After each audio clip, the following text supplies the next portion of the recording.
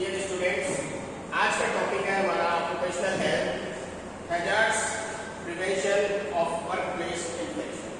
Occupational health बहुत important चीज़ है। कोई भी आप जो वर्क करते हैं उसमें आपको चीज़ें जाननी चाहिए कि कैसे का कोई चीज़ को अपने आप को कैसे सिक्योर कैसे मेक करेंगे, कैसे आप अपनी चीज़ों को मेंटेन करके रखेंगे, उससे रिलेटेड कोई हैजार्ड्स कर दिए तो उसके विषय में भी आपको पता होना चाहिए। First of all, what is occupational health? Occupational health is a multidisciplinary field concerned with the safety, health and welfare of people at work. Concerned with safety, health and welfare, मतलब जो भी लोग उससे रिलेशन पे काम करते हैं उनकी सेफ्टी का ध्यान रखना, उनकी हेल्थ का ध्यान रखना और उनके आगे भी जो चीजें उससे रिलेटेड उनके कल्याण के लिए भी ध्यान करना, ताकि जो जिस काम को कर रहे हैं उसमें ये सारी चीजों को मेंशन किया जाए। Its a goal is to prevent work related injuries. इसका गोल है, क्या गोल है? वर्क रिलेटेड इंजरीज, काम से संबंधित जो चोटें होती हैं या कोई उससे इलनेस होती है या उससे रिलेशन में कोई डेथ होती है, and to promote a productive healthy workforce, और इसके साथ साथ प्रमोट करें एक प्रोडक्टिव हेल्थी वर्कफोर्स को, ताकि जो उस काम को करने वाले जो लोग हों वो हेल्थी भी रहे और उनकी पोटेंशियल कैपेसिटी भी बेहतर हो और उनको कोई हैजार्ड्स भी क्रिएट ना हो। इसी के विषय में सारी चीजें मेंशन किया है। प्रिवेंट कैसे करेंगे work related disease and injury, काम से संबंधित जो आपकी डिजीज है या कोई इंजरी है उसको रोकना। प्रमोट क्या करना है? वर्कर हेल्थ एंड वेलबींग, जो काम करने वाले हैं उनकी हेल्थ और उनकी वेलबींग को मेंटेन करें। प्रोटेक्ट क्या है? Rights and safe working condition, जो भी लोग उससे रिलेटेड काम करते हो उनके राइट्स को और उनको सेफ वर्किंग कंडीशन जरूर अवेलेबल कराई जाए। तो prevention, promote and protection is very very important in occupational health. Types of occupational health hazards की बात करें तो बेसिकली ये 6 टाइप्स ऑफ हैजार्ड्स मेंशन किए गए हैं। बायोलॉजिकल, पहले bacteria and viruses, fungi and parasites, infected patients, animal contact, ये इतनी चीजें बायोलॉजिकल से रिलेटेड। केमिकल की बात करें तो toxic fumes, solvents and acids, pesticides and heavy metals are chemical hazards. Chemical की बात करें तो radiation, extreme temperatures, noise and vibration, economic strain, ये सारी चीजें फिजिकल में आती है। साइकोलॉजिकल, मानसिक स्थिति से संबंधित, job stress, work place violence, burnout या कोई हैरेसमेंट, ये सारी कंडीशंस को साइकोलॉजिकल हैजार्ड्स में रखते हैं। सेफ्टी की बात करें तो falls and slips, machinery hazards, fire and explosion and electrical risk, ये सारे सेफ्टी नॉर्म्स में आते हैं सेफ्टी हैजार्ड्स में। एर्गोनॉमिक की बात करें तो repetitive strain, poor posture, manual handling या यूज स्ट्रेन, इस तरीके की चीजें एर्गोनॉमिक हैजार्ड्स में आती हैं। Next is biological hazards and workplace infection की बात करें तो रूट्स ऑफ ट्रांसमिशन की बात अगर की जाए तो फर्स्ट ऑफ ऑल एयरबॉर्न की बात करें तो रेस्पिरेटरी ड्रॉपलेट्स और एरोसॉल। कॉन्टैक्ट की बात करें तो डायरेक्ट स्किन या म्यूकस मेम्ब्रेन के थ्रू। ब्लड बॉर्न अगर है तो न्यूरोस्टिक एंड शार्प इंजरीज। फीकल या ओरल है तो कंटामिनेटेड फूड या वाटर के थ्रू। वेक्टर बॉर्न अगर तो उसमें इंसेक्ट्स या अदर वेक्टर्स इन्वॉल्व होते हैं। हाईएस्ट सेक्टर्स क्या है? हेल्थ केयर एंड हॉस्पिटल्स सबसे ज्यादा, laboratories, agriculture and farming, emergency services, food processing, waste management and travel and transport is also included in this. Over 3,20,000 workers die annually from work-related infections worldwide. सोचिए 3,20,000 लोग हर साल अपने काम से संबंधित चीजों की समस्याओं के कारण ही या इन्फेक्शन के कारण ही उनकी डेथ होती है। ये WHO के according. Next is common workplace infections. Infection and disease की बात करें तो tuberculosis, that is health care and connections, it is high. Hepatitis B and C health care, labs या डेंटिस्ट की अफेक्टेड सेक्टर है, ये भी रिस्क हाई होता है इसका level. HIV AIDS, health care emergency या species, its risk level is also high. COVID-19 या influenza, in all sectors it is also high. MRSA, which is methicillin resistant staphylococcus aureus infection, healthcare या care homes, it is medium. Leptospirosis, agriculture या sewerage से related, this is medium risk. Brucellosis, that is a veterinary or farming, it is medium. Legionella,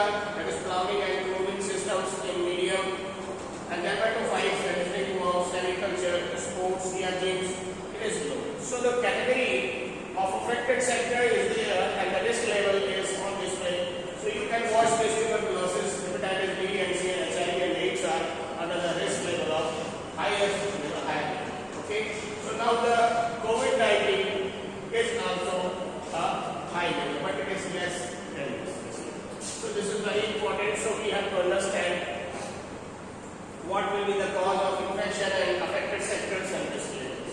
Okay. Next. Chemical and physical hazards की बात करें तो chemical hazards basically asbestos, silica dust, and lead and mercury, benzene and solvents, pesticides and corrosives or acids. Asbestos की बात कर रहे हैं तो this is mesothelioma या lung cancer के लिए responsible है. Silica dust, that is called silicosis, that is called fibrotic lung disease. Lead and mercury is responsible for neurological damage or organ failure. Benzene and solvents are responsible for leukemia and CNS effects. Pesticide is involving poisoning and reproductive effects, and corrosive and acids are responsible for burns and respiratory damage. So these are very, very crucial and important chemical things that create a very, very big hazards over the body of the person who is being affected with that environment. So next is physical hazards. Ionizing radiation causes cancer and genetic damage. Extreme heat and cold creates a heat stroke and frostbite. Excessive noise creating hearing loss, that is called an IHL. Vibration, that is catching ears, that is nerve and vascular damage. Poor lighting की बात करें तो eye strain and accidents. And electrical hazards की बात करें तो that is burns and cardiac damage. तो इस तरीके से फिजिकल और केमिकल जितने भी ऐसे प्रोडक्ट्स हैं जिनमें गैस में काम करते हैं और इनसे रिलेशन आपकी होती है तो उस स्टेज में केमिकल से और फिजिकल जो भी पार्टिकल्स हैं उनके थ्रू आपको मेजर कॉन्सिक्वेंसेस क्रिएट हो सकते हैं. The scale of occupational illness, almost 2.3 million workers die from work-related causes per year, and almost 340 million occupational accidents happen globally every year.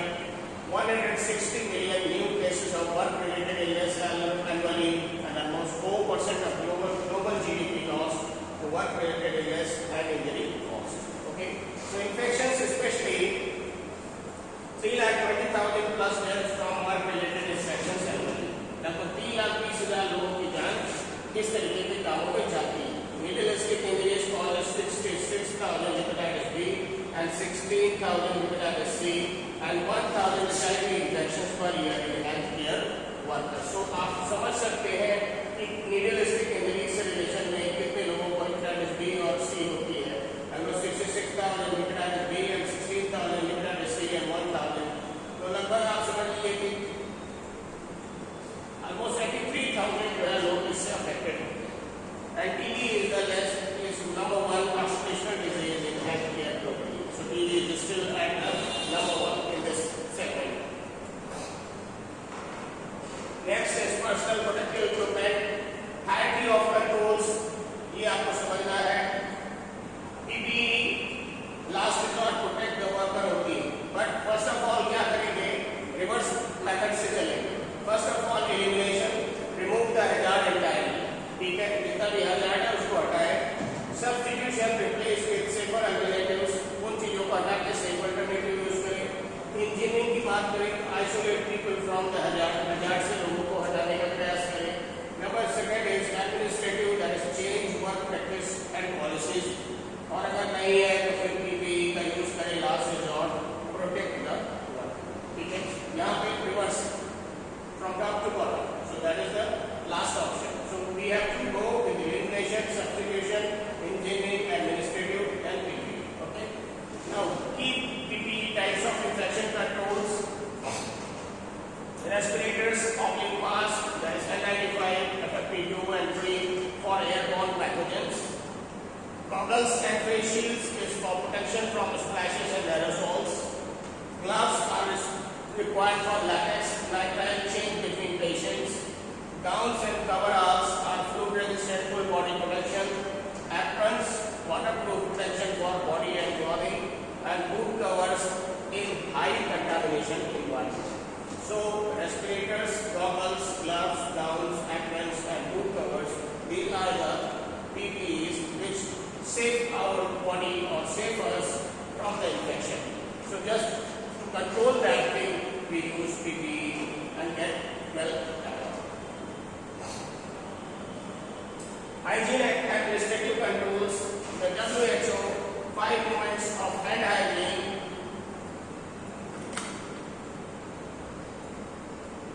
Before patient contact, before aseptic procedure, after body fluid exposure, after patient contact and after touching surroundings. 5 परिस्थितियों में hand hygiene अनिवार्य है। पहला, कोई भी patient के contact में आने से पहले। दूसरा, जब कोई एसेप्टिक प्रोसीजर कर रहे हैं तब, जब बॉडी के फ्लूइड को अगर आपने टच किया है तो, और अगर पेशेंट के कांटेक्ट में आए हैं तो, और अगर पेशेंट के सराउंडिंग्स को भी छुआ है तो आपको हैंड हाइजीन अपनी मेंटेन करनी होगी proper. Next is vaccination programs, isolation protocols, safe shop practices and decontamination. Vaccine programs में hepatitis B, influenza, TB mandatory for high risk roles. Isolation protocols की बात करें तो contact, droplet and airborne isolation, work infection time, safe shop practices that is safety needles, sharp containers and no recapping policy. कभी भी दोबारा needle को उसमें cap से नहीं बंद करने का कोशिश करें तो कोई टाइम सबसे ज्यादा लगने के लिए मुश्किल हो सकता है। Decontamination that is regular cleaning, disinfection and sterilization of surface and equipment. ठीक है, decontamination. Next is training awareness, regular staff training on infection control and outbreak response, exposure reporting, clear incident reporting pathways for needle stick और exposure event. अगर कोई भी कभी भी needle आपको break कर गया है या किसी ऐसी चीज से जहां पे आप एक्सपोज हो गए हैं किसी स्पेसिफिक थिंग से, तो उसकी रिपोर्टिंग जरूर होनी चाहिए। Zoning and cohorting, segregation of infected patients and contaminated areas. जो भी कोई भी पेशेंट अगर इन्फेक्टेड हो गया है किसी अलग उस कंडीशन के कारण, तो उसको अलग करना है और कंटामिनेटेड एरिया से, कंटामिनेटेड अगर एरिया है तो उसको भी सेपरेट करना। फिर उसके बाद वेंटिलेशन सिस्टम्स में HEPA filtration, negative pressure rooms and adequate air changes are required. Okay, next is occupational health surveillance. How we will do that? Medical surveillance, hazard surveillance and epidemiological surveillance. First of all, medical surveillance कैसे होगा? Pre-employment health assessment, periodic health monitoring, biological exposure monitoring, return to work evaluation and post-exposure testing that is called HIV, hepatitis B and C. तो pre-employment अगर किसी को पहले रखना है तो उसका पहले चेकअप करें, पीरियोडिक हेल्थ उसकी मॉनिटरिंग करते रहें, बायोलॉजिकल एक्सपोजर अगर कुछ हुआ है तो उसकी मॉनिटरिंग करें, and return to work evaluation, जब कोई बंदा काम पे दोबारा आया है तब भी उसकी सारी चेकिंग करें, एंड पोस्ट एक्सपोजर टेस्टिंग, अगर कोई किसी भी चीज से नीडल प्रिक हो गई है या किसी कॉन्टेक्ट में ब्लड में आया है तो उसकी HIV और हेपेटाइटिस बी सी की टेस्टिंग होना अनिवार्य है। नेक्स्ट इज हजार surveillance, regular work places assessment, जो भी वर्क प्लेस पे आप काम कर रहे हैं वहां पर इसका असेसमेंट करें। एनवायरमेंटल मॉनिटरिंग एंड सैम्पलिंग, जिस एनवायरमेंट में काम कर रहे हैं वहाँ की मॉनिटरिंग हो और सैम्पलिंग हो कि किसी एरिया में उस एरिया में इन्फेक्शन तो नहीं है। एयरबॉर्न पैथोजन टेस्टिंग, एयरबॉर्न जो है एरिया है उसमें कोई पैथोजन तो नहीं डेवलप हो रहे हैं। सरफेस कंटामिनेशन ऑडिट्स, चेक कर ले सरफेस पे कि यहाँ पे कोई इन्फेक्शन तो नहीं, उससे रिलेटेड जांच करा ले।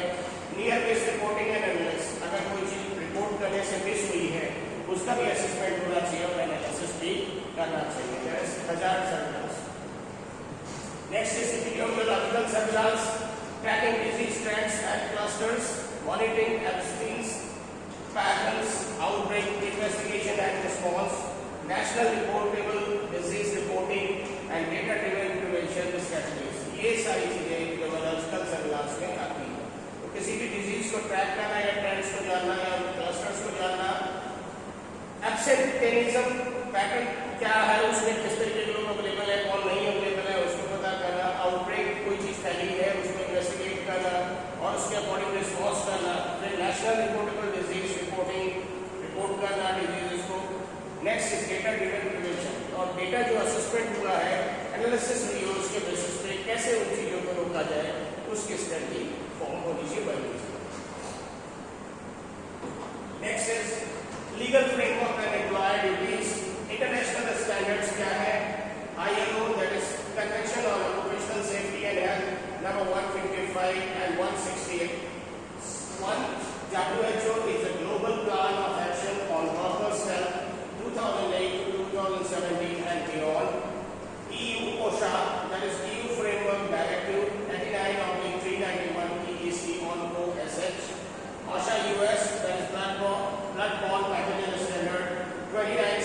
1910 HSC UK, that is control of substances hazard to health, that is POSH regulations. ये कुछ इंटरनेशनल स्टैंडर्ड्स हैं जिनको फॉलो किया जाता है. बेसिकली ज़्यादातर देशों में WHO से रिलेशन स्टैंडर्ड में ही चीज़ें अपडेट की जाती है. और इम्प्लॉयर ऑब्लिगेशंस की बात करें तो conduct and document based assessment, provide appropriate PPE at no cost to workers. Worker से कोई कॉस्ट उसकी ना ली जाए, उनको एक तरीके से उस काम को करने के लिए appropriate PPE without any cost दी जाए. इम्प्लीमेंट इन्फेक्शन कंट्रोल पॉलिसीज, जितनी भी इन्फेक्शन कंट्रोल पॉलिसीज हैं उनको इम्प्लीमेंट किया जाए. Offer occupational health services and vaccination, train all employees on health and safety, report and record workplace accident and illness, consult workers on health and safety measures and ensure safe system of work at all times. That is very very important. Next is comprehensive prevention strategy में first of all assess and identity, map all biological, chemical and physical hazards prioritized by risk level. ठीक है, तो assess करें और identify करें. Number 2, eliminate and substitute, remove hazards at source, replace dangerous substances with safer alternatives. ठीक है, जो बहुत dangerous चीजें हैं उनको हटा करके जो सुरक्षित चीजें हैं उनका इस्तेमाल करें. Next is number 3, engineer controls, install ventilation, safety cabinet, shafts and safety devices just to control that thing. Train and educate, provide infection control training, hand hygiene, PPE use and emergency response.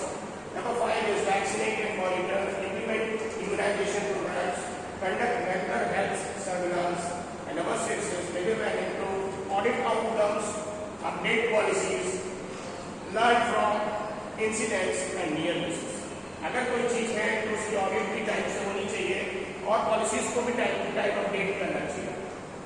इसके साथ अगर कोई incidents पहले हुए हैं तो उनको भी इन्फॉर्म करना चाहिए, उनके विषय में भी जागरूक होना चाहिए. और कोई चीज़ें अगर मिस हुई है कोई इंसिडेंट से रिलेटेड तो उनको भी अपने असेसमेंट में लेकर के आगे उसके अकॉर्डिंगली पॉलिसी बनानी चाहिए.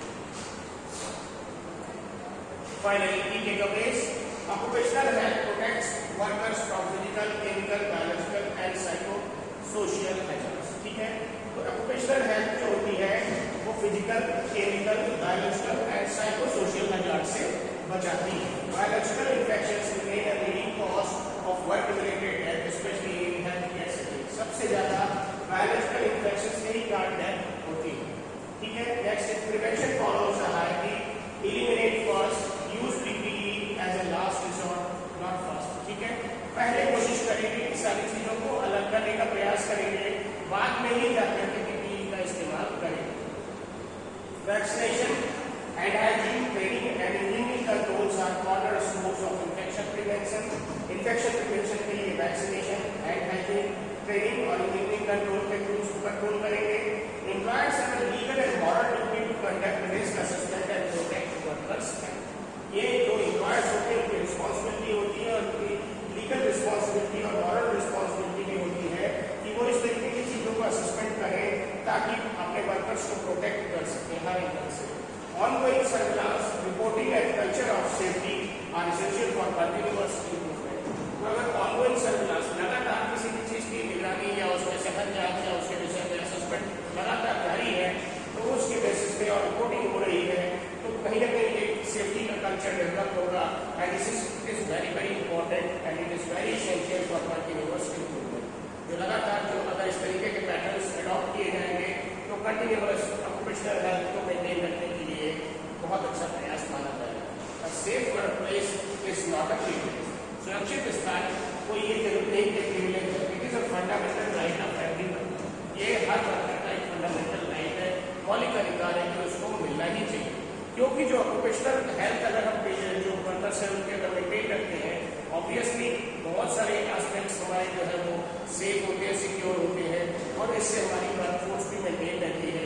और कहीं ना कहीं बहुत सारे और जो फाइनेंशियल जो एस्पेक्ट्स हैं वो और इसके अलावा जो लिवलीहुड है या उसकी हेल्थ जो पर्सन है उनकी इन सारी चीज़ों का भी बड़ा इफेक्ट पड़ता है. तो इसलिए हर एंगल से बेसिक जो नॉर्म्स हैं, जो स्टैंडर्ड्स हैं, जो उनकी पॉलिसीज हैं, जो उनके रिलेशंस में जो पॉइंट्स रेजअप किए जाते हैं उन सारी चीज़ों को बेस्ट वे में फॉलो करना चाहिए और करते हैं तो हमको बेस्ट रिस्पॉन्स मिलेगा और कहीं ना कहीं ग्रोथ में भी बहुत अच्छा सहायता है। ठीक है, थैंक यू सो मच।